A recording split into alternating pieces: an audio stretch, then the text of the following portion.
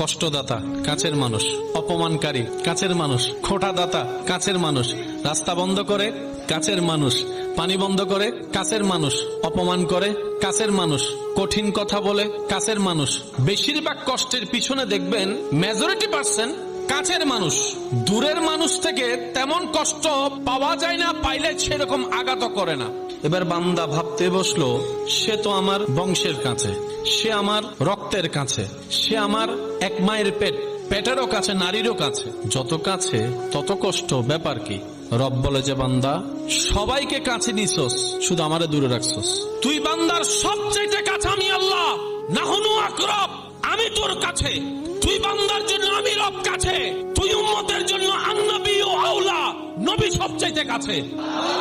আগে এটার হক আদায় কর বান্দা। রব বলে আগে আমি রবকে কাছে রাখ, আগে আমার নবীকে কাছে রাখ। আমি আল্লাহকে, আমার নবীকে কাছে রাখার পর আমি আল্লাহ যাদেরকে ভালোবাসি তাদেরকে দিলে রাখ, অন্তরে রাখ, মহব্বতে রাখ। এরপর দুনিয়ার মানুষকে তুই কাছে রাখ, দিলে জায়গা দে। যখন তারা তোকে কষ্ট দিবে, তোর আশ্রয়ের কোনো জায়গা থাকবে না, আমি রব রহমত দিয়ে তোর জীবনটাকে গোছাই দিব। তখন আর সেই দিন কোনো আত্মীয় স্বজনের দরকার হবে না, আমি আল্লাহ তোর জন্য সাজাই দিব সবকিছু। বলেন সুবহানাল্লাহ।